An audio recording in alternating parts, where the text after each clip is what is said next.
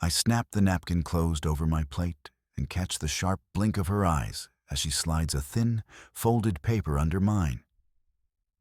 No word spoken, just the tremor in her fingers and the tiny pressure as the paper settles in my palm. The dining room hum stops. Not because conversation falters, but because something invisible just landed on my lap. And suddenly, the air between the forks feels carved. I ease the napkin back into place with the practiced motion of someone who's spent enough meals here to know the table's rhythm. Forks aligned just so, the stack of bread plates at the edge, the low, steady hum of other voices weaving around our corner without disturbing it. My hand lingers on the paper she slid across, its crease warm from her fingers. Then I tuck it under the salt shaker, letting the gesture disappear under everyday clutter. Across from me, Marco raises his glass, makes a comment about the roast's rosemary crust, and the group hums in brief assent. No one notices my quiet because I've trained myself to dissolve into the round trip of serving spoons and polite murmurs. Outside, the evening rain ticks against the windows, a constant patter that doesn't shift the flow of conversation. And a waiter stops by to top off water bottles with a flourish that keeps us moving through courses. I take a sip, breathe the slow, steady cadence of this room I know well, and let the ordinary motions of shared dinner settle back around the paper's weight. The mason jars clink as I pass the corn salad, and every smile around me feels borrowed. Mom pours wine with the same fluid motion she's always had, but her gaze flicks toward me twice before she lets the pouring hand lower. "You're doing so much," she says, voice syrupy. "I just wish you'd stay a little longer before you rush off." The words are sugar-wrapped, but my shoulders knot. I can feel the pressure buckle my spine even as I lift my glass to my lips. Aunt Ray slides in beside me, hands busy with a napkin she doesn't need. "How's the apartment hunt?" she asks, leaning close and curling her fingers around the stem of her wine glass. "Any news?" I say, "There's nothing yet." She smiles too wide, taps my hand, and adds, "It must be so hard for you to decide when everyone keeps expecting you to pick a place by now." Laughter bubbles from the table like a wave. I force a smile and nod. The words ride the edge of polite curiosity, and the tightness in my chest spikes. I'm here, present, but every sentence feels calculated to keep me hovering rather than letting me move. "Want another plate of dessert?" Cousin Daniel offers, as though the question were neutral. When I say I'm full, he shifts the tone, casual. "You always play it safe with, 'I'm fine,' don't you?" I sit up.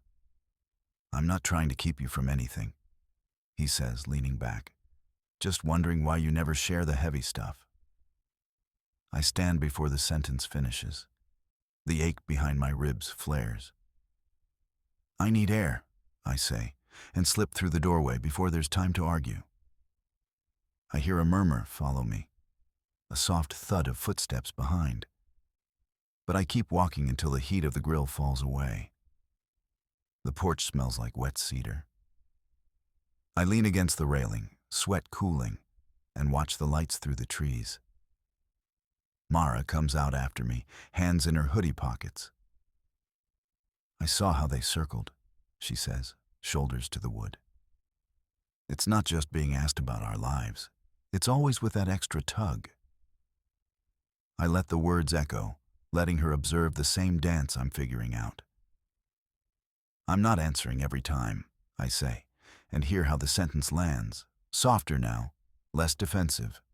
Mara nods once, then slips her arm through mine. "Good," she murmurs. "We can go back when we're ready."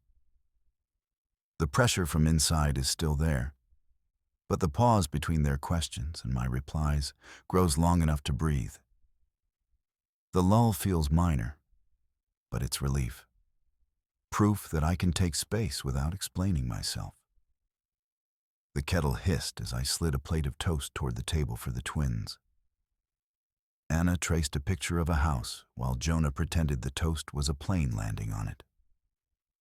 I was still wiping crumbs when Pat's phone buzzed against the counter.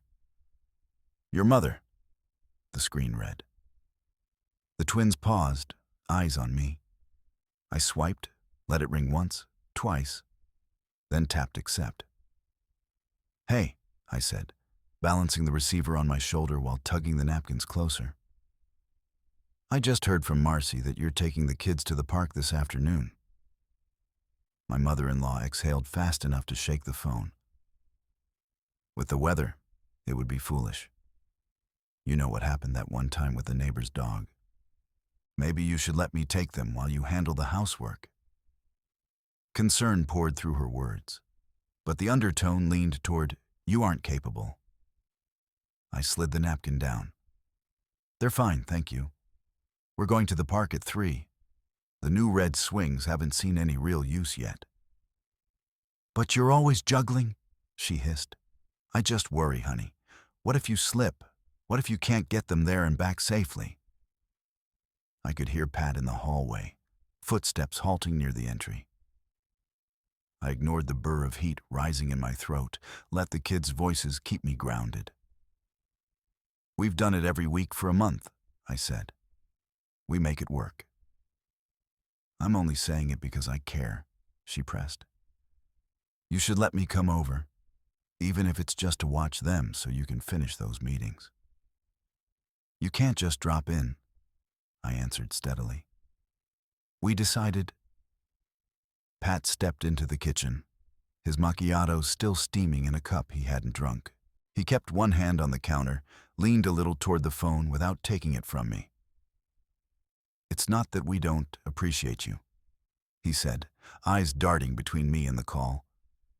We're trying to keep a rhythm." His words softened her tone for a second. "I just miss them," she murmured, the guilt lining it with concern. "If anything happens, I need to know I was there." Pat's fingers flexed around his mug. "Then come over Thursday night. No chores, just dinner. But the weekend belongs to us." He glanced toward me for that tiny flicker of support, then added, "We'll tell you if something changes." The tug between wanting to stand beside me and keeping her appeased pulled his jaw tight. "Thursday works," she agreed, almost too quickly. "I don't want to disrupt your schedule." The call ended.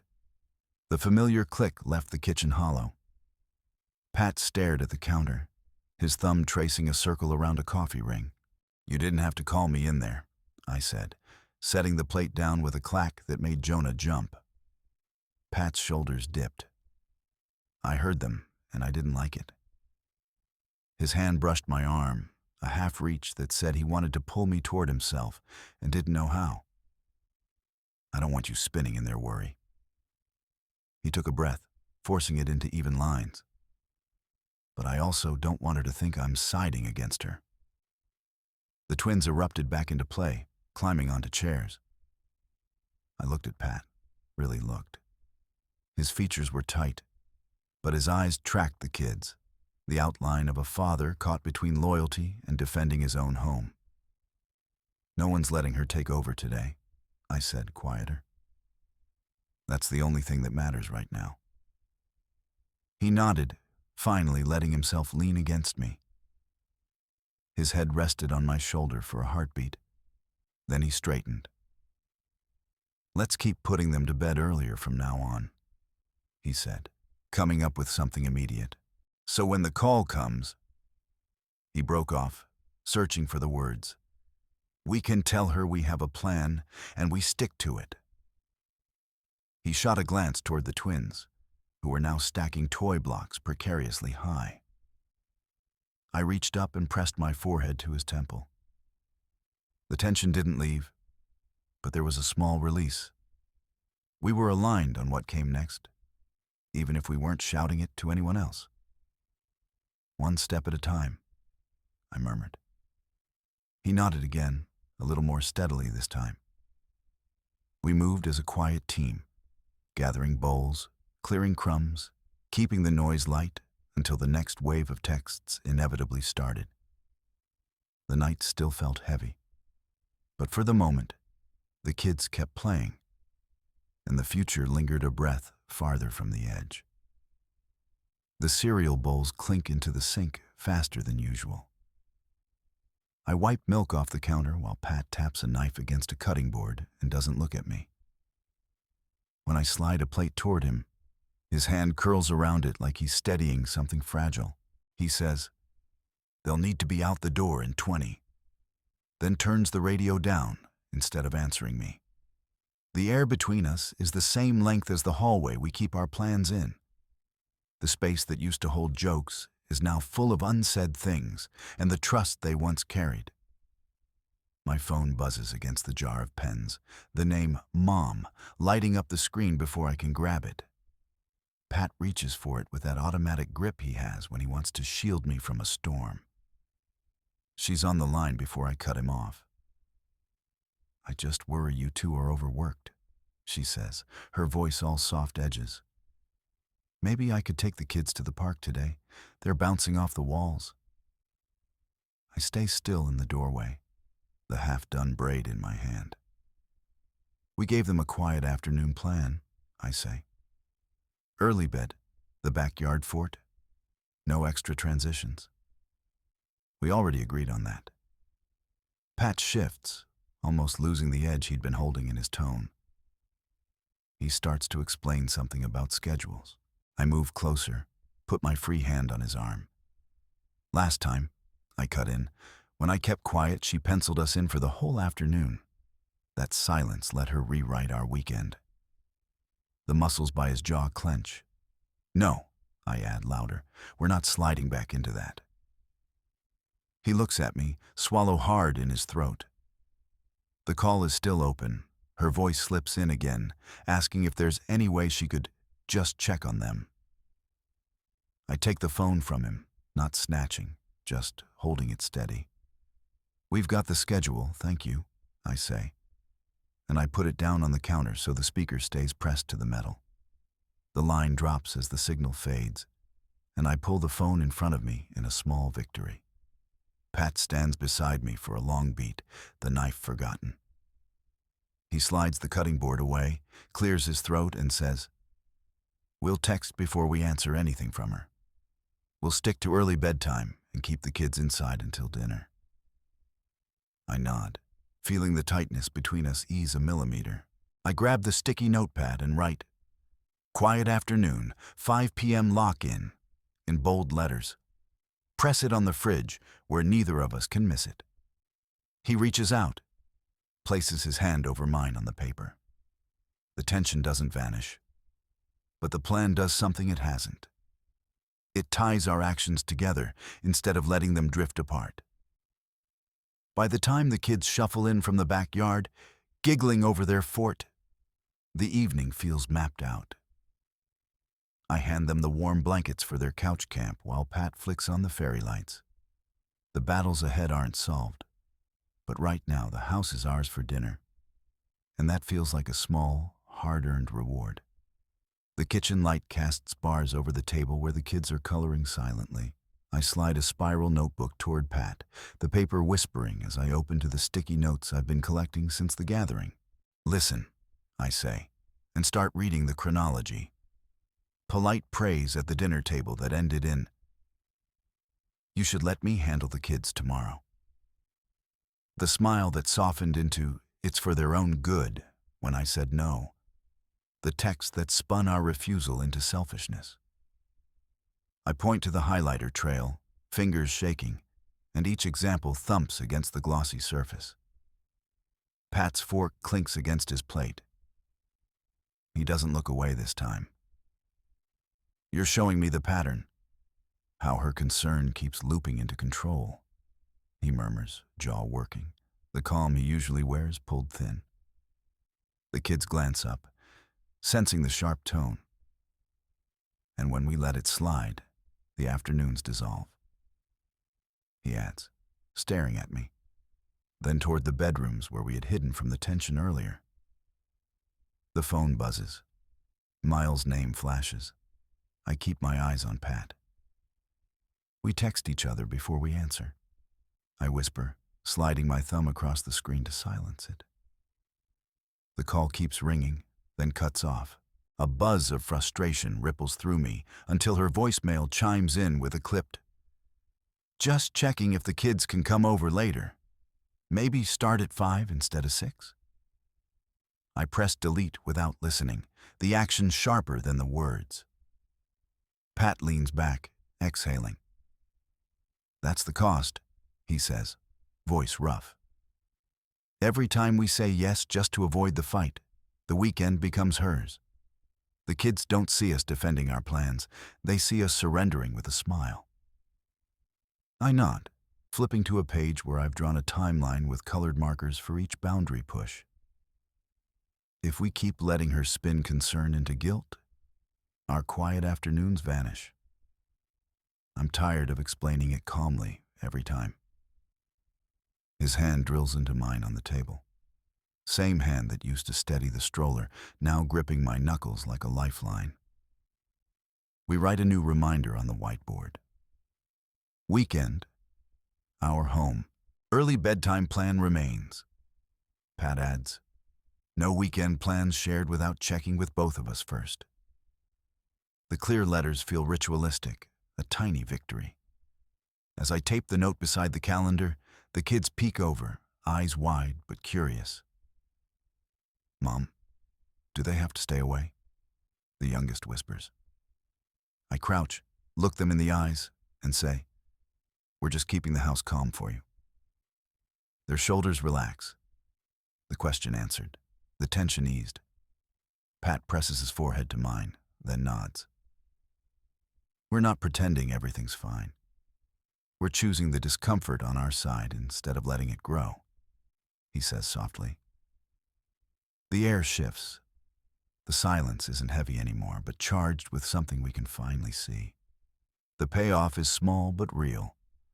A shared plan, a visible reminder, and the knowledge that we're no longer the only ones carrying this fear. The kitchen buzzed with the clatter of pots and the scrape of crayons against homework sheets. Pat had stuck another sticky note beneath the whiteboard reminder. Saturday quiet, no surprise drop-ins. And we kept glancing at it while stirring soup and stacking lunch snacks. Ava sprawled over the island, whispering science facts without looking up. The buffer of early bedtimes felt tangible. The digital clock above the stove read 5:08, and pajamas were already laid out on the counter, so there would be no excuse for slipping later. The phone buzzed twice in a row on the counter, a number we'd paused before answering all week. Mill's voice dropped into the speaker before the first ring finished. "I'm just around the corner," she said, breathless as if she'd been pacing the driveway. "Wasn't sure if you needed anything before dinner." "We're in the middle of dinner prep and the kids have their reading turned on," I said, already reaching to set the timer and keep my voice even. "We talked about this. Saturday quiet time. We're sticking to it." My hand hovered over the counter so I could grab Pat's elbow if he needed a cue. "If you want to drop by tomorrow after their afternoon nap, text first. Right now, we're closing the door." The kitchen door opened seconds later anyway. Mill stepped in with a grocery bag slung over her shoulder, eyes searching for the kids. When she saw Ava and Liam seated with color-coded folders, she folded her arms. "I just wanted to check on them," she said. "You know, I'm the one who—" Her gaze darted to the sticky on the whiteboard without touching it. "I've never been shut out like this." "You watched Ava's shoulders go stiff when you cornered her for extra time last week," I said. "You watched Liam disappear into the other room when you didn't let him answer for himself. This isn't about keeping you out. It's about keeping those patterns from running today." I stepped forward and set the documentation folder on the counter. Timestamps, the notes Pat and I had compiled. They didn't need to be read aloud. She could see the neat columns and the sticky that said, "Polite concern, control." Mill's face went white, then hard. "You've turned everything into a courtroom. she snapped. I'm hurt that you'd... I know. That was always the point of the hurt. Pat cut in, clipped but steady. We all love the kids, but this weekend belongs to us. Their bedtime stays at 7, and we're not entertaining last-minute demands. He didn't look away, even when she opened her mouth to protest. He had already texted the group chat during her drive over, the message still visible on his cracked phone screen. We won't respond right now. Stick to the plan. Mill sank onto a chair as if the air had been knocked out of her. You're making it sound like I'm a villain. We're making it sound like patterns, I said, leaning on the counter so the kids could see I wasn't retreating. The patterns hurt the kids every time we let them slide. That's not reversible. She stood abruptly, grabbed the bag, and moved toward the door. I can't believe you're doing this, she muttered, half to the wall. They'll remember who shut me out. Then let them remember us closing the door on what hurt, Pat said, his hand on Ava's shoulder before Mil could leave. The kids looked up at him, then at me, wide-eyed. We're not apologizing for that. Once the door clicked shut behind her, Ava let out a breath she hadn't known she'd been holding. Liam slid off his chair and hugged her waist, then went for my legs. Pat and I leaned into the counter, exchanging a look that said, we held it. We set a second, smaller timer for teeth brushing to keep the evening moving. The emotional peak rode out with them, giggling at the goofy countdown on the timer. A tiny reward for all the stone-faced resolve it took to keep the door closed. The kitchen smelled of garlic and the last of daylight, and both of us could feel the day's edges softening. The boundary wasn't polite, but it was standing, and the kids' laughter was proof it held. Sunlight angled through the kitchen window and hit the whiteboard in a bright strip. I pull the sticky tabs off the roll as the kids chatter about the fort they're building in the living room. Pat is slicing strawberries. The countertop smells like citrus and quiet victory. I add a new column to the board. Sunday calm, no surprises. Beneath it, I stick the early bedtime reminder, the family reading block, and, new today, call Pat plus me before any invites, with the little red magnet we use for serious stuff. Maya points to it and says, that means us too, right? I nod, and she runs to fetch colored markers to write no sneaky visits right under the plan. My phone buzzes on the counter. I glance at the preview, Mill. I tap it open and feel the familiar twist before I even read. She's asking for just one quick hour with the kids, says she just wants to check the schedule, and ends with, you're making it hard for me to help. I slide it across to Pat without replying. He reads it, then looks at the board, then back at me. Do we send the same message as yesterday? He says. My fingers hover over the screen. We send what we agreed. We're keeping today quiet. We'll text her the plan after we both see it. He nods, and I type, this is our Sunday plan. Early bedtime, kids' quiet time. We'll keep calls to check-ins after dinner. Please respect that. I hit send, and then I slide the board toward him. Read it together, I remind. And Pat reads aloud the no surprises line so the kids hear. They smile and high-five me. That's the payoff. They already see this isn't a secret. It's normal. Another buzz, doorbell. Maya's head pops around the corner. Grandma's car is here. My stomach tightens differently. It's a new kind of panic. I feel it in my throat instead of my chest. I walk to the door, flip the deadbolt disengaged by the feel of Pat's hand on mine. We stand shoulder to shoulder in the hallway. The kids watch from the banister. Pat unhooks the chain. When I open it, she's there with a bouquet of hydrangeas, the same smile she wore when she first offered help. She steps forward before I can say anything. Pat, honey, I just want a quick visit with the kids, she says, shoving the flowers toward me like a bribe. I heard you guys were doing another quiet day. You don't have to hide. My jaw tightens. I don't let her finish. Mom, we told you yesterday. We respect our plan. That's not negotiable. Pat's eyes drop to my hand on the doorframe, then flick up to hers. They pick up markers and start adding high five when you say thank you, and we can tell Mom if Grandma calls. The payoff is small but real. Transparency isn't just a grown-up rule anymore.